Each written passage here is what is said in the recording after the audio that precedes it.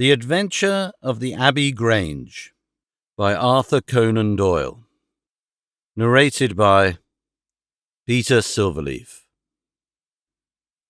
It was on a bitterly cold and frosty morning, towards the end of the winter of '97, that I was awakened by a tugging at my shoulder. It was Holmes. The candle in his hand shone upon his eager, stooping face, and told me at a glance that something was amiss. "Come, Watson, come," he cried. "The game is afoot. Not a word. Into your clothes and come." 10 minutes later, we were both in a cab and rattling through the silent streets on our way to Charing Cross Station. The first faint winter's dawn was beginning to appear, and we could dimly see the occasional figure of an early workman as he passed us, blurred and indistinct in the opalescent London reek. Holmes nestled in silence into his heavy coat, and I was glad to do the same, for the air was most bitter, and neither of us had broken our fast. It was not until we had consumed some hot tea at the station and had taken our places in the Kentish train that we were sufficiently thawed, he to speak and I to listen. Holmes drew a note from his pocket and read aloud. "Abbey Grange, Marsham, Kent, 3:30 a.m. My dear Mr. Holmes, I shall be very glad of your immediate assistance in what promises to be a most remarkable case. It is something quite in your line. Except for releasing the lady, I will see that everything is kept exactly as I have found it, but I beg you not to lose an instant, as it is difficult to leave Sir Eustace there. Yours faithfully, Stanley Hopkins." Hopkins has called me in 7 times, and on each occasion his summons has been entirely justified, said Holmes. I fancy that every one of his cases has found its way into your collection, and I must admit, Watson, that you have some power of selection, which atones for much of which I deplore in your narratives. Your fatal habit of looking at everything from the point of view of a story instead of as a scientific exercise has ruined what might have been an instructive and even classical series of demonstrations.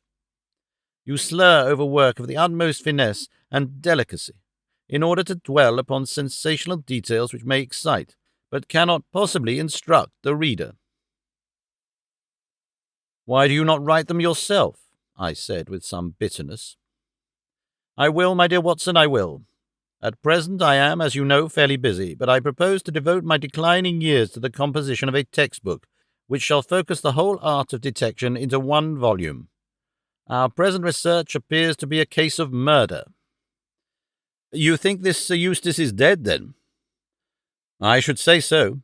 Hopkins' writing shows considerable agitation, and he is not an emotional man.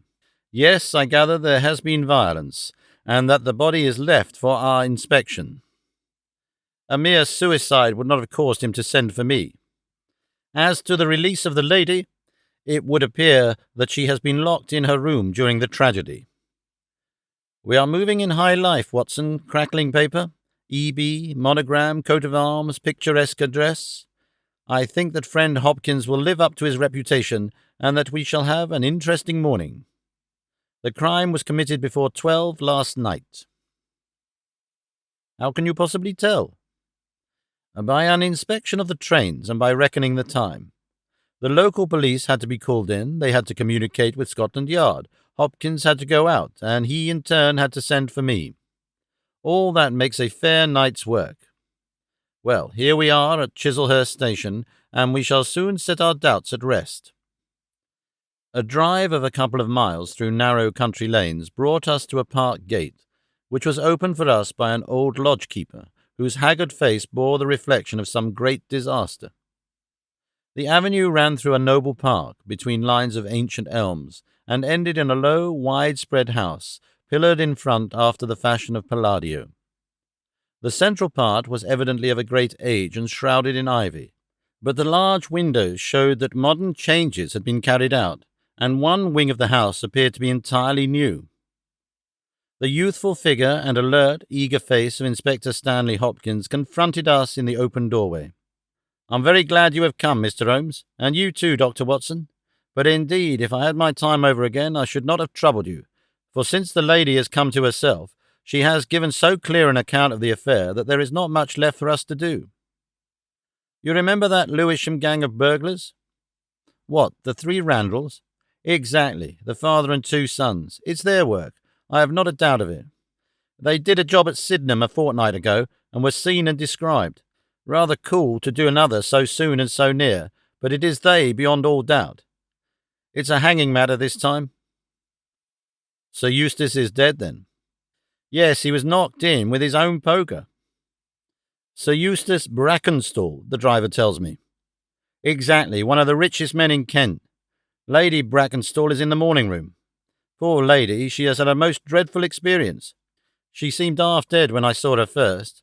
I think you had best see her and hear her account of the facts. Then we will examine the dining room together.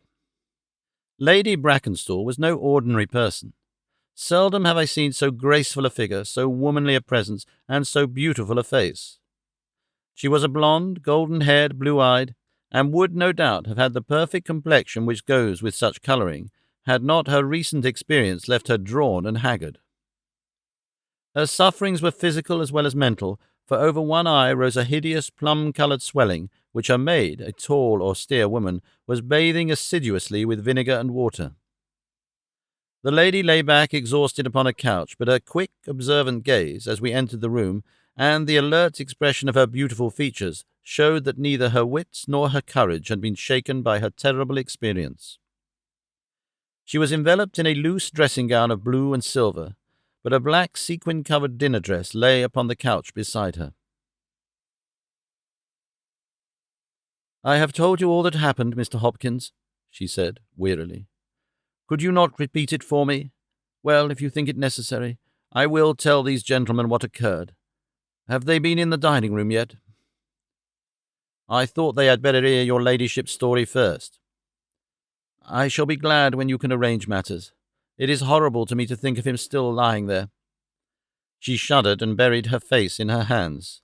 As she did so, the loose gown fell back from her forearms. Holmes uttered an exclamation.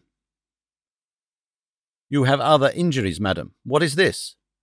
Two vivid red spots stood out on one of the white, round limbs. She hastily covered it. "It is nothing. It has no connection with this hideous business tonight. If you and your friend will sit down, I will tell you all I can. I am the wife of Sir Eustace Brackenstall.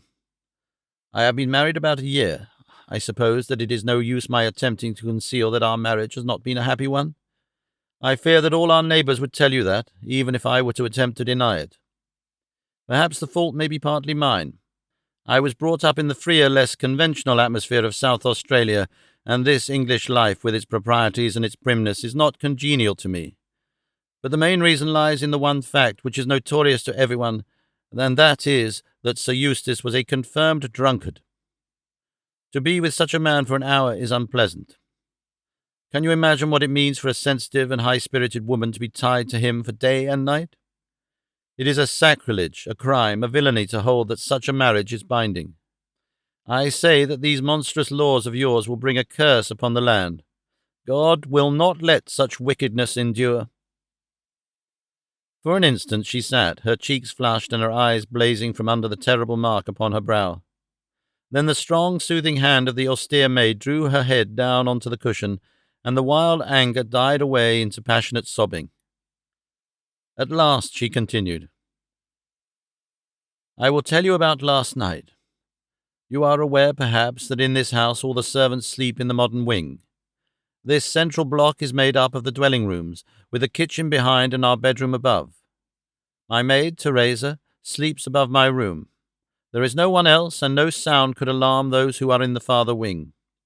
This must have been well known to the robbers, or they would not have acted as they did. Sir Eustace retired about 10:30. The servants had already gone to their quarters. Only my maid was up, and she had remained in her room at the top of the house until I needed her services. I sat until after 11 in this room, absorbed in a book. Then I walked round to see that all was right before I went upstairs. It was my custom to do this myself, for, as I have explained, Sir Eustace was not always to be trusted. I went into the kitchen, the butler's pantry, the gun-room, the billiard-room, the drawing-room, and finally the dining-room. As I approached the window, which is covered with thick curtains, I suddenly felt the wind blow upon my face and realized that it was open. I flung the curtain aside and found myself face to face with a broad-shouldered elderly man who had just stepped into the room. The window is a long French one, which really forms a door leading to the lawn. I held my bedroom candle lit in my hand, and, by its light, behind the first man I saw two others, who were in the act of entering. I stepped back, but the fellow was on me in an instant. He caught me first by the wrist and then by the throat.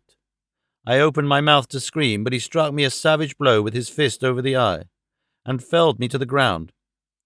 I must have been unconscious for a few minutes, for when I came to myself I found that they had torn down the bell rope and had secured me tightly to the oaken chair which stands at the head of the dining table.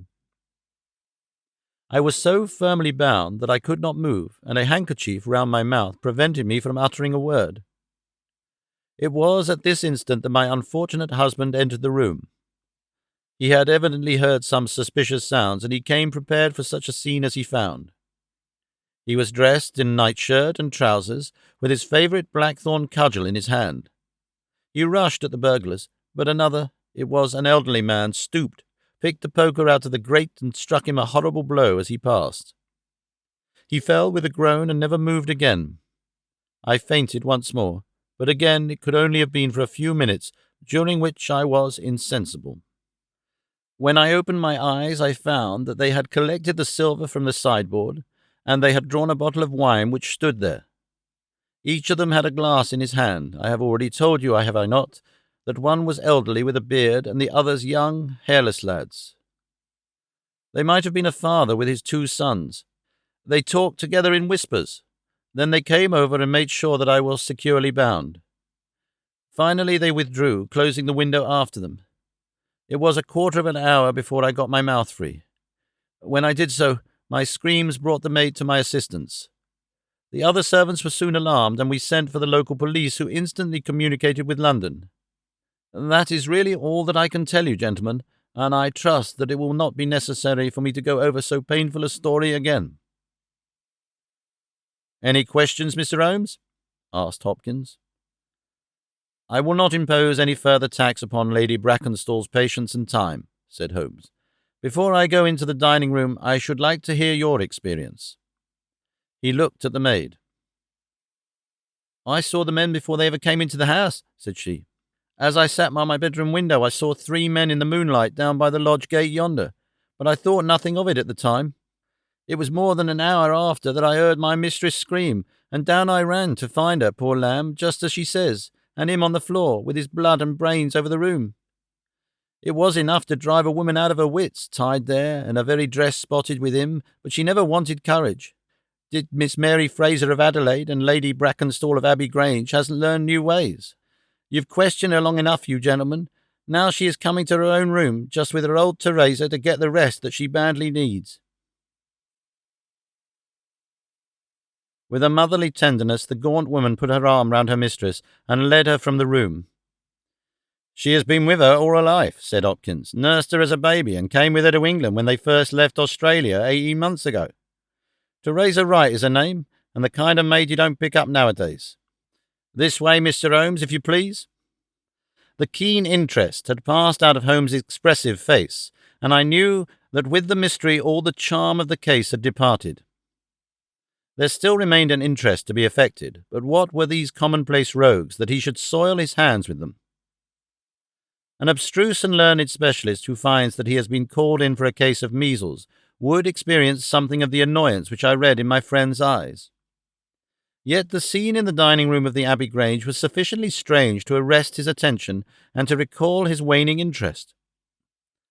It was a very large and high chamber, with carved oak ceiling, oaken panelling, and a fine array of deer's heads and ancient weapons around the walls. At the farther end from the door was the high French window of which we had heard. 3 smaller windows on the right-hand side filled the apartment with cold winter sunshine. On the left was a large, deep fireplace with a massive, overhanging oak mantelpiece. Beside the fireplace was a heavy oaken chair with arms and crossbars at the bottom. In and out through the open woodwork was woven a crimson cord, which was secured at each side to the crosspiece below. In releasing the lady, the cord had been slipped off, but the knots with which it had been secured still remained. These details only struck our attention afterwards, for our thoughts were entirely absorbed by the terrible object which lay upon the tiger-skin hearthrug in front of the fire. It was the body of a tall, well-made man, about 40 years of age. He lay upon his back, his face upturned, with his white teeth grinning through his short black beard. His two clenched hands were raised above his head, and a heavy blackthorn stick lay across them. His dark, handsome, aquiline features were convulsed into a spasm of vindictive hatred, which had set his dead face in a terribly fiendish expression. He had evidently been in his bed when the alarm had broken out, for he wore a foppish embroidered nightshirt, and his bare feet projected from his trousers. His head was horribly injured, and the whole room bore witness to the savage ferocity of the blow which had struck him down. Beside him lay the heavy poker, bent into a curve by the concussion. Holmes examined both it and the indescribable wreck which it had wrought. "He must have been a powerful man, this elder Randall," he remarked. "Yes," said Hopkins. "I have some record of the fellow, and he is a rough customer. You should have no difficulty in getting him." "Not the slightest. We have been on the lookout for him, and there is some idea that he got away to America.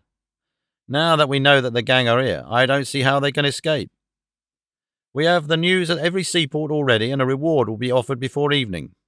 What beats me is how they could have done so mad a thing, knowing that the lady could describe them, and that we could not fail to recognize the description." "Exactly. One would have expected that they would silence Lady Brackenstall as well." "They may not have realized," I suggested, "that she had recovered from her faint. That is likely enough. If she seemed to be senseless, they would not take her life. What about this poor fellow, Hopkins? I seem to have heard some queer stories about him." "He was a good-hearted man when he was sober, but a perfect fiend when he was drunk, or rather when he was half-drunk, for he seldom really went the whole way. The devil seemed to be in him at such times, and he was capable of anything. From what I hear, in spite of all his wealth and his title, he very nearly came our way once or twice. There was a scandal about his drenching a dog with petroleum and setting it on fire. Her ladyship's dog, to make the matter worse, and that was only hushed up with difficulty. Then he threw a decanter at that maid, Teresa Wright. There was trouble about that. On the whole, and between ourselves, it will be a brighter house without him. What are you looking at now?" Holmes was down on his knees, examining with great attention the knots upon the red cord with which the lady had been secured. Then he carefully scrutinized the broken and frayed end where it had snapped off when the burglar had dragged it down. "When this was pulled down, the bell in the kitchen must have rung loudly," he remarked. "No one could hear it. The kitchen stands right at the back of the house." "How did the burglar know no one would hear it? How dared he pull at a bell rope in that reckless fashion?" "Exactly, Mr. Holmes, exactly. You put the very question which I have asked myself again and again. There can be no doubt that this fellow must have known the house and its habits. He must have perfectly understood that the servants would all be in bed at that comparatively early hour, and that no one could possibly hear a bell ring in the kitchen. Therefore, he must have been in close league with one of the servants. Surely that is evident. But there are 8 servants, and all of good character." "Other things being equal," said Holmes, "one would suspect the one at whose head the master threw a decanter. And yet that would involve treachery towards the mistress to whom this woman seems devoted. Well, the point is a minor one, and when you have Randall you will probably find no difficulty in securing his accomplice. The lady's story certainly seems to be corroborated, if it needed corroboration, by every detail which we see before us." He walked to the French window and threw it open. "There are no signs here, but the ground is iron hard, and one would not expect them. I see that these candles in the mantelpiece have been lighted." "Yes, it was by their light and that of the lady's bedroom candle that the burglars saw their way about." "And what did they take?" "Well, they did not take much, only half a dozen articles of plate off the sideboard. Lady Brackenstall thinks that they were themselves so disturbed by the death of Sir Eustace that they did not ransack the house as they would otherwise have done." "No doubt that is true, and yet they drank some wine, I understand." "To steady their nerves." "Exactly. These 3 glasses upon the sideboard have been untouched, I suppose?" Yes, and the bottle stands as they left it. Let us look at it. Hello, hello, what is this? The three glasses were grouped together, all of them tinged with wine, and one of them containing some dregs of beeswing. The bottle stood near them, 2/3 full, and beside it lay a long, deeply stained cork. Its appearance and the dust upon the bottle showed that it was no common vintage which the murderers had enjoyed. A change had come over Holmes's manner. He had lost his listless expression, and again I saw an alert light of interest in his keen, deep-set eyes. He raised the cork and examined it minutely. "How did they draw it?" he asked. Hopkins pointed to a half-open drawer. In it lay some table linen and a large corkscrew. "Did Lady Brackenstall say that screw was used?" "No, you remember that she was senseless at the moment when the bottle was opened." "Quite so. As a matter of fact, that screw was not used. This bottle was opened by a pocket screw, probably contained in a knife, and not more than 1.5 inches long. If you will examine the top of the cork, you will observe that the screw was driven in 3 times before the cork was extracted. It has never been transfixed. This long screw would have transfixed it and drawn it up with a single pull. When you catch this fellow, you will find that he has one of these multiplex knives in his possession."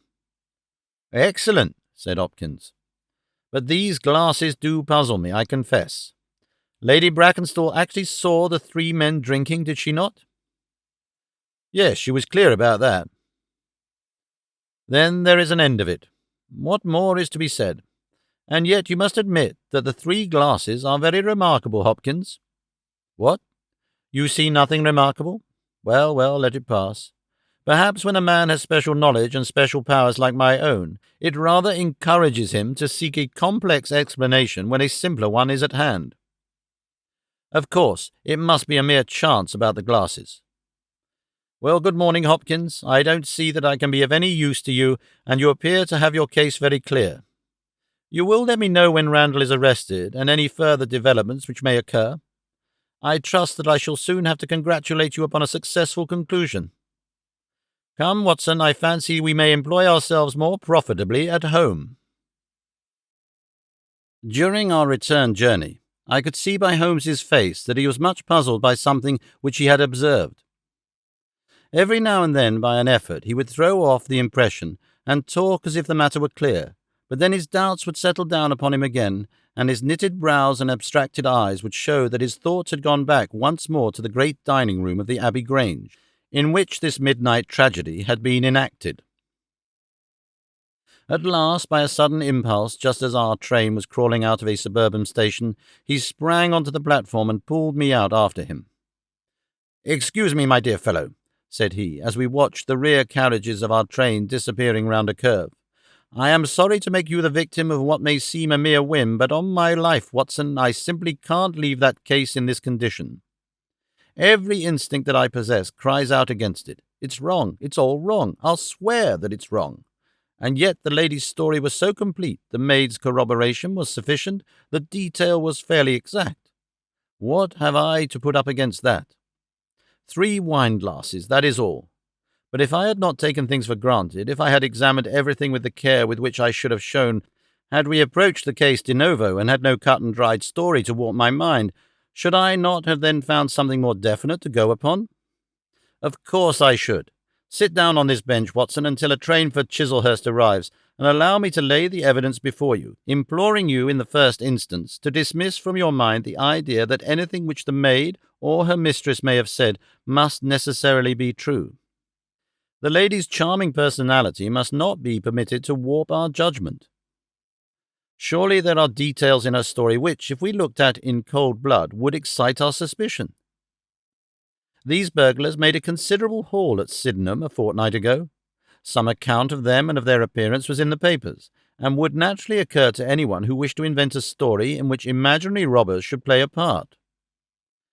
As a matter of fact, burglars who have done a good stroke of business are, as a rule, only too glad to enjoy the proceeds in peace and quiet without embarking on another perilous undertaking. Again, it is unusual for burglars to operate at so early an hour. It is unusual for burglars to strike a lady to prevent her screaming, since one would imagine that that was the sure way to make her scream. It is unusual for them to commit murder when their numbers are sufficient to overpower one man. It is unusual for them to be content with a limited plunder when there was much more within their reach, and finally, I should say that it was very unusual for such men to leave a bottle half empty. How do all these unusuals strike you, Watson? Their cumulative effect is certainly considerable, and yet each of them is quite possible in itself. The most unusual thing of all, as it seems to me, is that the lady should be tied to the chair. Well, I am not so clear about that, Watson, for it is evident that they must either kill her or else secure her in such a way that she could not give immediate notice of their escape. But, at any rate, I have shown, have I not, that there is a certain element of improbability about the lady's story. And now, on top of this, comes the incident of the wine glasses. Can you see them in your mind's eye? I see them clearly. We are told that 3 men drank from them. Does that strike you as likely? Why not? There was wine in each glass. Exactly, but there was beeswing only in one glass. You must have noticed that fact.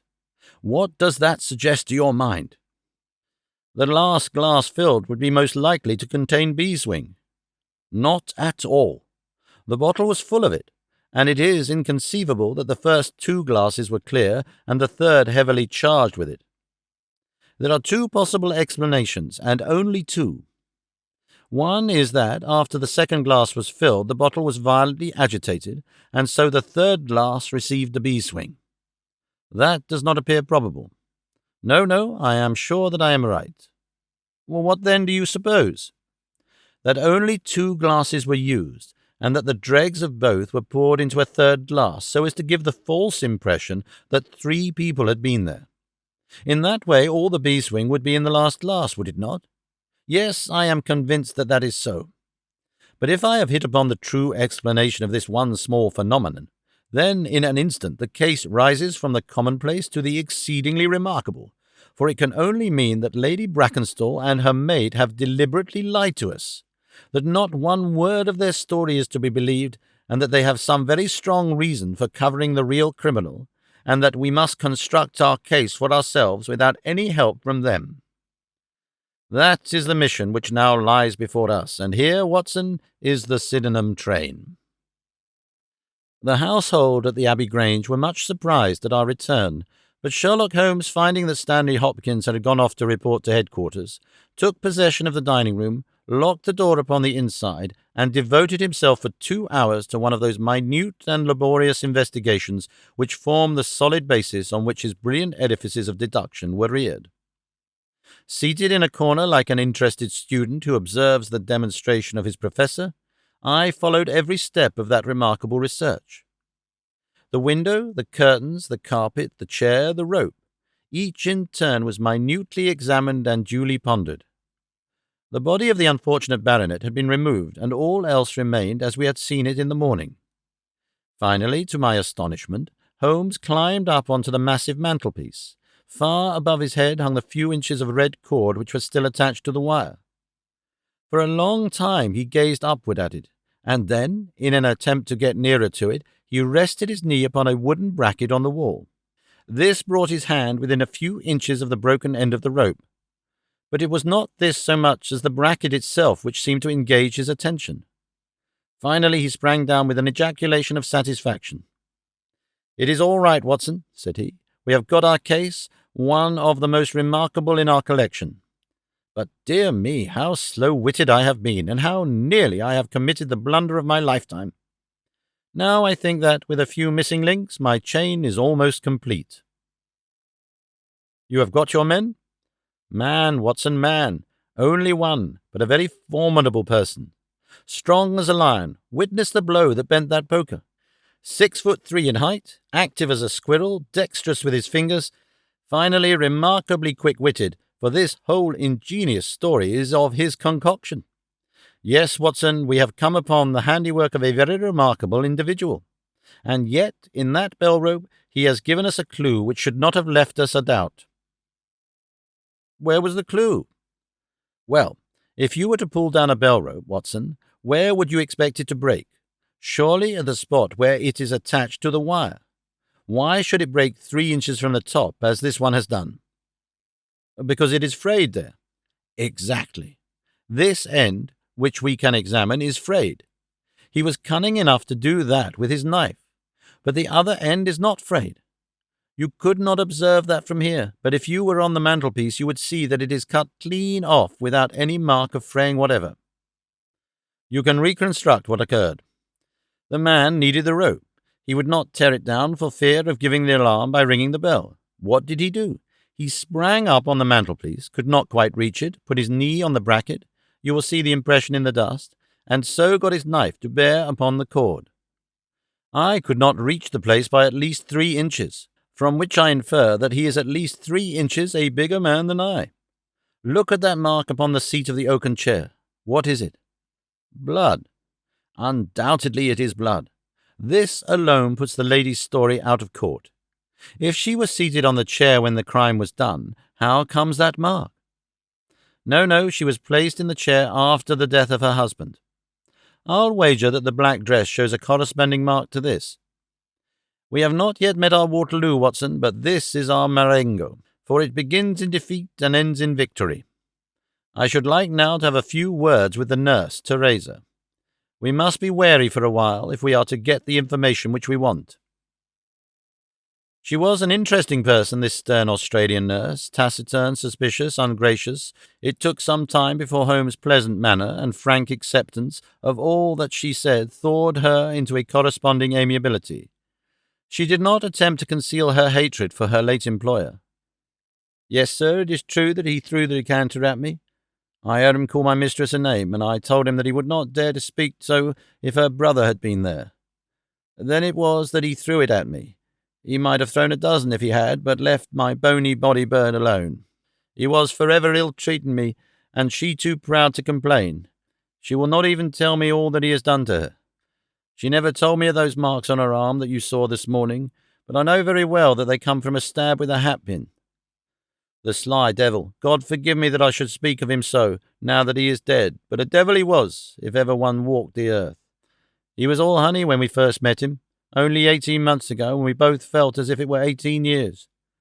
She'd only just arrived in London. Yes, it was her first voyage. She had never been from home before. He won her with his title and his money and his false London ways. If she made a mistake, she was paid for it, if ever a woman did. What month did we meet him? Well, I'll tell you, it was just after we arrived. We arrived in June, and it was July.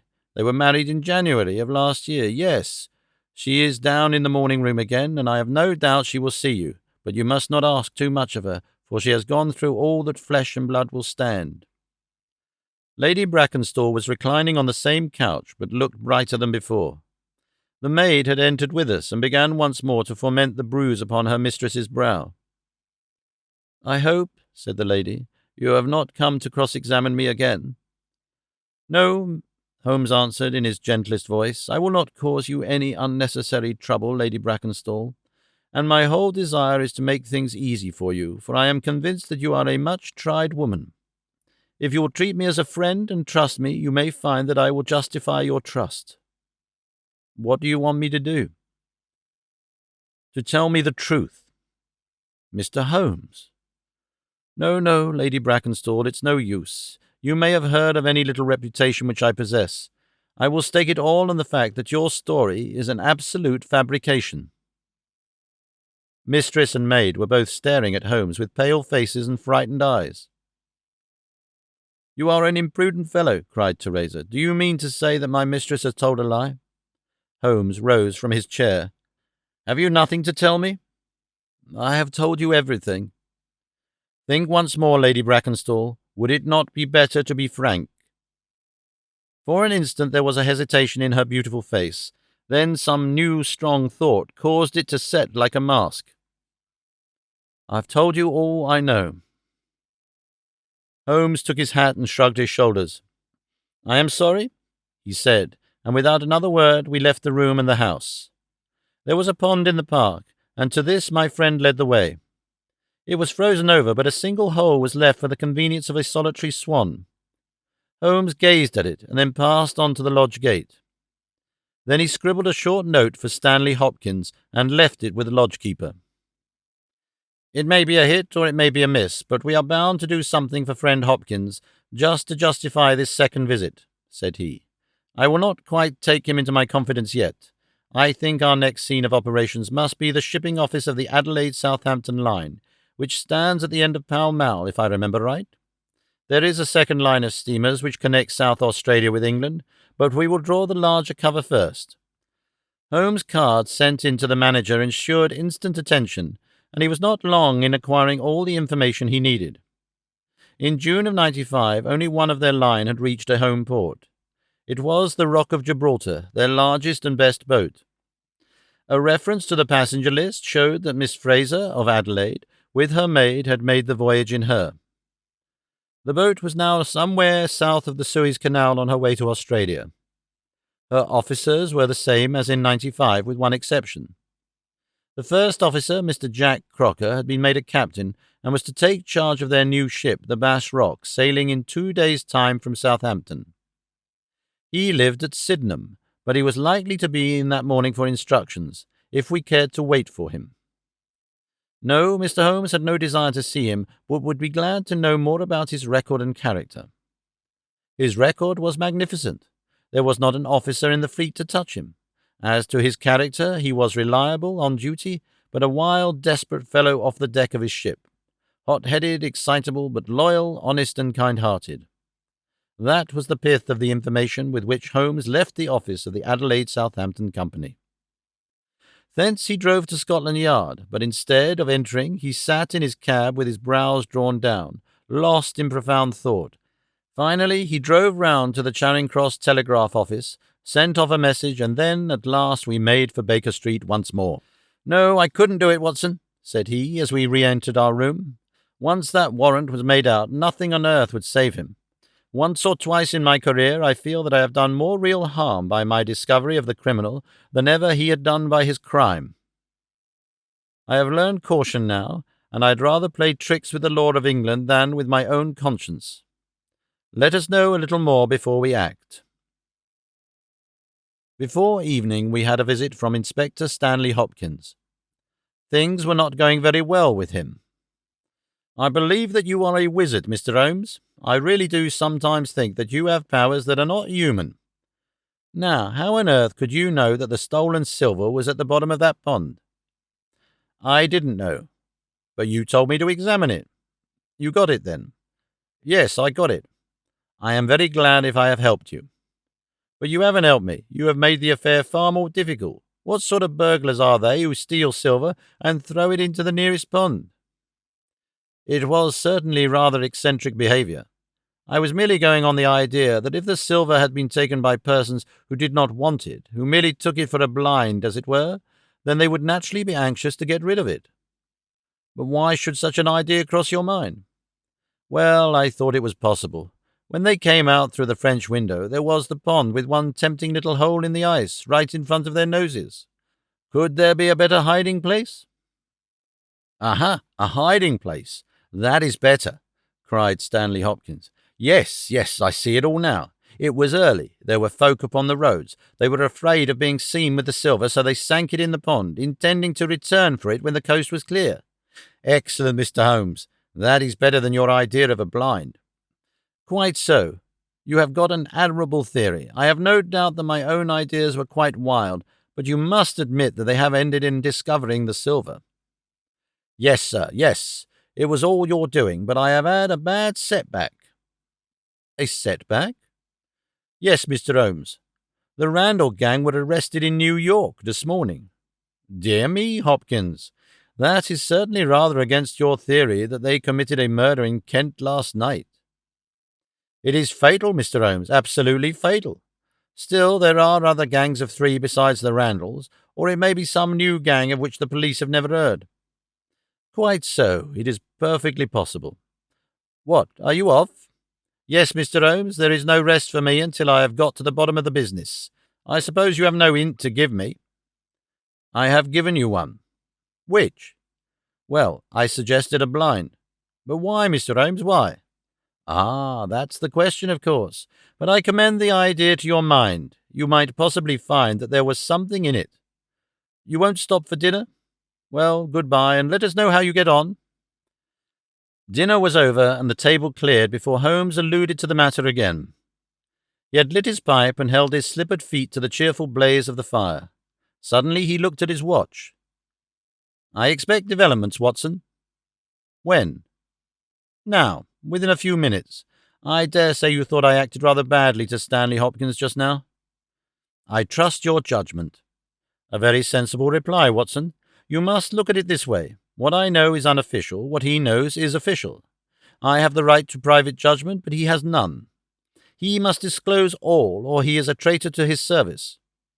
In a doubtful case, I would not put him in so painful a position, and so I reserve my information until my own mind is clear upon the matter." "But when will that be?"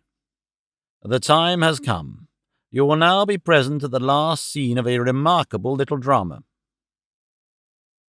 There was a sound upon the stairs, and our door was opened to admit as fine a specimen of manhood as ever passed through it. He was a very tall young man, golden-moustached, blue-eyed, with a skin which had been burned by tropical suns, and a springy step which showed that the huge frame was as active as it was strong. He closed the door behind him, and then he stood with clenched hands and heaving breast, choking down some overmastering emotion. "Sit down, Captain Crocker. You got my telegram?" Our visitor sank into an armchair and looked from one to the other of us with questioning eyes. "I got your telegram, and I came at the hour you said. I heard that you had been down to the office. There was no getting away from you. Let's hear the worst. What are you going to do with me? Arrest me? Speak out, man. You can't sit there and play with me like a cat with a mouse." "Give him a cigar," said Holmes. "Bite on that, Captain Crocker, and don't let your nerves run away with you. I should not sit here smoking with you if I thought that you were a common criminal. You may be sure of that. Be frank with me, and we may do some good. Play tricks with me, and I'll crush you." "What do you wish me to do?" "To give me a true account of all that happened at the Abbey Grange last night. A true account, mind you, with nothing added and nothing taken off. I know so much already that if you go 1 inch off the straight, I'll blow this police whistle from my window and the affair goes out of my hands forever." The sailor thought for a little. Then he struck his leg with his great sunburned hand. "I'll chance it," he cried. "I believe you are a man of your word and a white man, and I'll tell you the whole story. But one thing I will say first. So far as I am concerned, I regret nothing and I fear nothing, and I would do it all again and be proud of the job. Damn the beast, if he had as many lives as a cat, he would owe them all to me. But it's the lady, Mary Fraser, for never will I call her by that accursed name. When I think of getting her into trouble, I would give my life just to bring one smile to her dear face. It's that turns my soul into water. And yet, what less could I do? I'll tell you my story, gentlemen, then I'll ask you, as man to man, what less could I do? I must go back a bit. You seem to know everything, so I expect that you know that I met her when she was a passenger, and I was first officer of the Rock of Gibraltar. From the first day I met her, she was the only woman to me. Every day of that voyage I loved her more, and many a time since I have kneeled down in the darkness of the night watch and kissed the deck of that ship, because I knew her dear feet had trod it. She was never engaged to me. She treated me as fairly as ever a woman treated a man. I have no complaint to make. It was all love on my side and all good comradeship and friendship on hers. When we parted, she was a free woman, but I could never again be a free man. Next time I came back from sea, I heard of her marriage. Well, why shouldn't she marry whom she liked? Title and money, who could carry them better than she? She was born for all that is beautiful and dainty. I didn't grieve over her marriage. I was not such a selfish hound as that. I just rejoiced that good luck had come her way, and that she had not thrown herself away on a penniless sailor. That's how I loved Mary Fraser. Well, I never thought to see her again, but last voyage I was promoted, and the new boat was not yet launched, so I had to wait for a couple of months with my people at Sydenham. One day, out in a country lane, I met Teresa Wright, her old maid. She told me all about her, about him, about everything. I tell you, gentlemen, it nearly drove me mad. This drunken hound, that he should dare to raise his hand to her, whose boots he was not worthy to lick. I met Teresa again. Then I met Mary herself, and met her again. Then she would meet me no more. But the other day I had a notice that I was to start on my voyage within a week, and I determined that I would see her once before I left. Teresa was always my friend, for she loved Mary and hated this villain almost as much as I did. From her I learned the ways of the house. Mary used to sit up reading in her own little room downstairs. I crept round there last night and scratched at the window. At first she would not open to me, but in her heart I know that now she loves me, and she could not leave me in the frosty night. She whispered to me to come round to the big front window, and I found it open before me so as to let me into the dining room. Again I heard from her own lips things that made my blood boil, and again I cursed this brute who mishandled the woman I loved. Well, gentlemen, I was standing with her just inside the window, in all innocence, as God is my judge, when he rushed like a madman into the room, called her the vilest name that a man could use to a woman, and welted her across the face with the stick he had in his hand. I had sprung for the poker, and it was a fair fight between us. See here on my arm where his first blow fell. Then it was my turn, and I went through him as if he had been a rotten pumpkin. Do you think I was sorry? Not I. It was his life or mine, but far more than that, it was his life or hers. For how could I leave her in the power of this madman? That was how I killed him. Was I wrong? Well then, what would either of you gentlemen have done if you had been in my position? She had screamed when he struck her, and that brought old Teresa down from the room above. There was a bottle of wine on the sideboard, and I opened it and poured a little between Mary's lips, for she was half dead with shock. Then I took a drop myself. Teresa was as cool as ice, and it was her plot as much as mine. We must make it appear that burglars had done the thing. Teresa kept on repeating our story to her mistress, while I swarmed up and cut the rope of the bell. Then I lashed her in a chair and frayed out the end of the rope to make it look natural, else they would wonder how in the world a burglar could have got up there to cut it. Then I gathered up a few plates and pots of silver to carry out the idea of the robbery, and there I left them, with orders to give the alarm when I had a quarter of an hour's start. I dropped the silver into the pond and made off for Sydenham, feeling that for once in my life I had done a real good night's work. And that's the truth, and the whole truth, Mr. Holmes, if it cost me my neck. Holmes smoked for some time in silence. Then he crossed the room and shook our visitor by the hand. "That's what I think," said he. "I know that every word is true, for you have hardly said a word which I did not know. No one but an acrobat or a sailor could have got up to that bell rope from the bracket, and no one but a sailor could have made the knots with which the cord was fastened to the chair. Only once had this lady been brought into contact with sailors, and that was on her voyage, and it was someone of her own class of life, since she was trying hard to shield him, and so showing that she loved him. You see how easy it was for me to lay my hands upon you when once I had started upon the right trail. I thought the police never could have seen through our dodge. And the police haven't, nor will they, to the best of my belief. Now look here, Captain Crocker. This is a very serious matter, though I am willing to admit that you acted under the most extreme provocation to which any man could be subjected. I am not sure that in defence of your own life your action will not be pronounced legitimate. However, that is for a British jury to decide. Meanwhile, I have so much sympathy for you that, if you choose to disappear in the next 24 hours, I will promise you that no one will hinder you." "And then it will come out?" "Certainly it will come out." The sailor flushed with anger. "What sort of a proposal is that to make? I know enough of law to understand that Mary would be held as accomplice. Do you think I would leave her alone to face the music while I slunk away? No, sir. Let them do their worst upon me, but for heaven's sake, Mr. Holmes, find some way of keeping my poor Mary out of the courts." Holmes for a second time held out his hand to the sailor. "I was only testing you, and you ring true every time. Well, it is a great responsibility that I take upon myself, but I have given Hopkins an excellent hint, and if he can't avail himself of it, I can do no more. See here, Captain Crocker, we'll do this in due form of law. You are the prisoner. Watson, you are a British jury, and I never met a man who was more eminently fitted to represent one. I am the judge. Now, gentlemen of the jury, you have heard the evidence. Do you find the prisoner guilty or not guilty?" "Not guilty, my lord," said I. "Vox populi, vox Dei. You are acquitted, Captain Crocker. So long as the law does not find some other victim, you are safe from me. Come back to this lady in a year, and may her future and yours justify us in the judgment which we have pronounced this night."